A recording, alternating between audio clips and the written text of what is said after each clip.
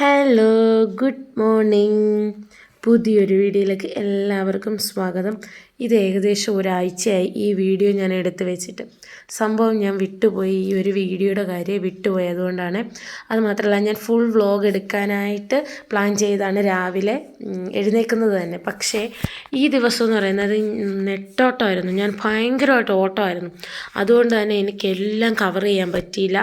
അതുപോലെ ഒരു നേരം പോലും ഞാൻ എങ്ങും നിന്ന ഒരു ഇതില്ല. അതുകൊണ്ട് മൊത്തം കവർ ചെയ്യാൻ എനിക്ക് പറ്റിയിട്ടില്ല. പറ്റാവുന്ന ഞാൻ കുറച്ച് ചെയ്തു. അതുകൊണ്ട് ചെറിയൊരു വ്ളോഗായിട്ടാണ് ഇത് എടുത്തേക്കുന്നത്.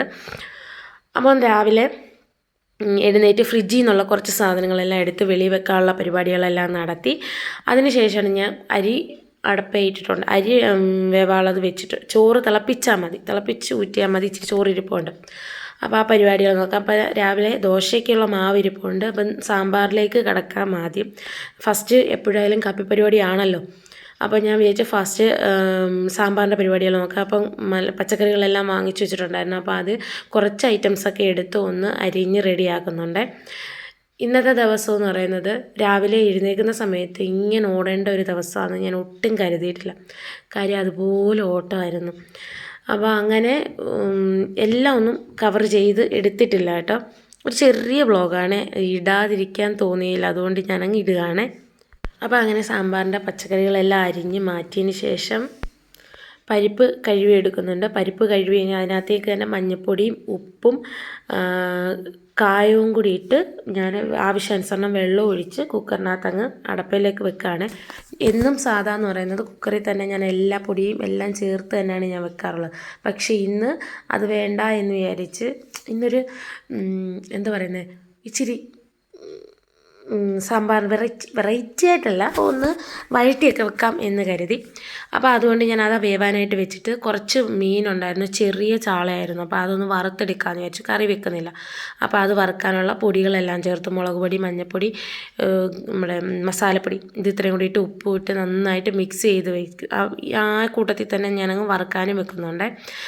അപ്പോൾ സാമ്പാർ അടപ്പായി വേവുന്ന സമയം കൊണ്ട് മീനും സെറ്റാവുമല്ലോ. അപ്പോൾ അങ്ങനെ പെട്ടെന്ന് ഇതെല്ലാം കൂടി അടപ്പയിലേക്ക് ആ ഒരു ചട്ടിയിൽ തന്നെ ഞാൻ എല്ലാം അഡ്ജസ്റ്റ് ചെയ്ത് വെച്ചിട്ടുണ്ട്.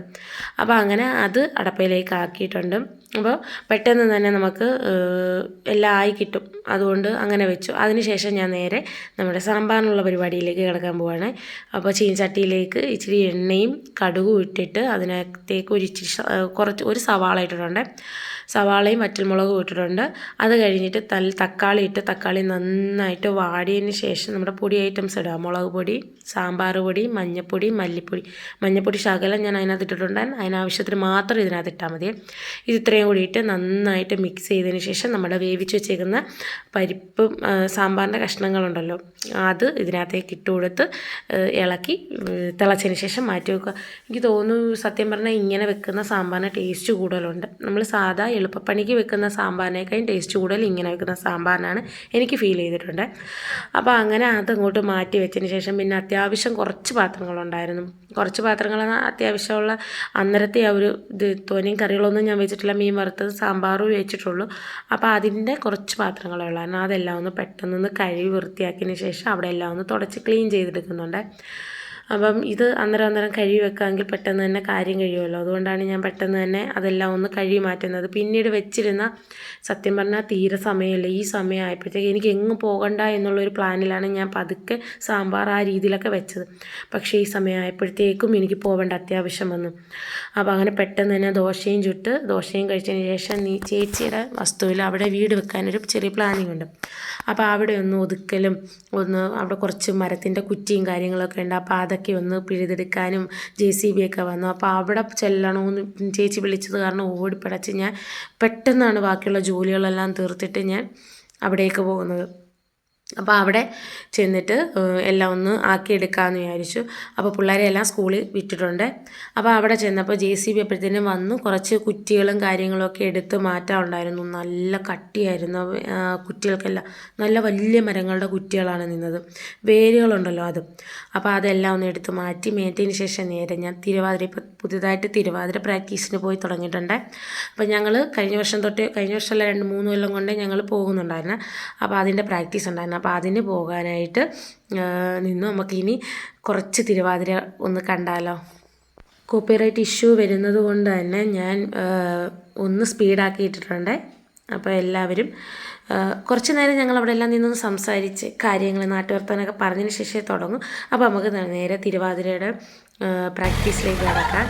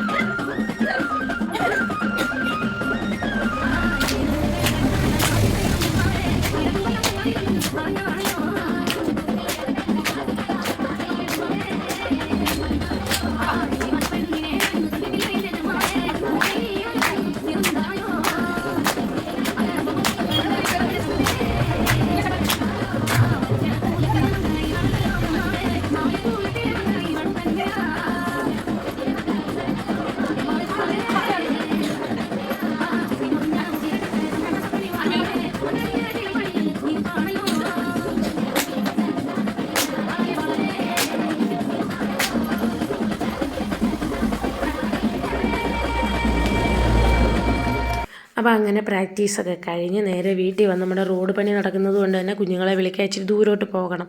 റോഡ് മൊത്തം കുത്തിപ്പൊളിച്ചിട്ടിരിക്കുകയാണ്. അപ്പോൾ പോയി കുറച്ച് നടക്കാണ്ട് അവിടെ നിന്ന് പോയി ഉണ്ണിക്കുട്ടനെ വിളിച്ച് വീട്ടിൽ കൊണ്ടുവന്നു റെഡിയാക്കി ട്യൂഷന് വിട്ടിട്ട് പിന്നെ ഞാൻ മറ്റേ വസ്തുവിലേക്ക് പോകണമായിരുന്നു. ചേച്ചിയുടെ വസ്തുവിൽ അതിലേക്ക് പോകണമായിരുന്നു. അവിടെ പണികൾ മൊത്തം തീർന്നിട്ടില്ലായിരുന്നു. അപ്പം ഏകദേശം ഒരു 6 മണി വരെ അവിടെ പരിപാടികളുണ്ടായിരുന്നു. അപ്പോൾ ഈ റോഡ് മൊത്തം നമ്മുടെ പുതിയ ടാറിങ് കോൺക്രീറ്റും ഒക്കെ ആയിട്ട് മൊത്തം ഇടിച്ച് പൊളിച്ചിട്ടിരിക്കുകയാണ്. ഞാൻ ഈ വോയിസ് ചെയ്യുന്ന ദിവസം വരെയും ഇത് ശരിയാക്കിയിട്ടില്ല.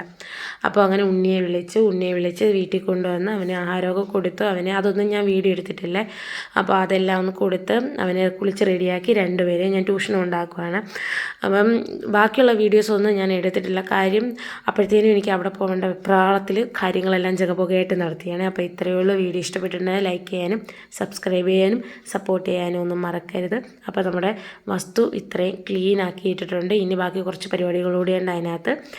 അപ്പോൾ നമ്മൾ ഉടനെ തന്നെ കട്ടള വെപ്പും കല്ലിടിയിലും ഒക്കെ ആയിട്ട് ഞാൻ വരും. അപ്പോൾ ഓക്കെ, ബൈ.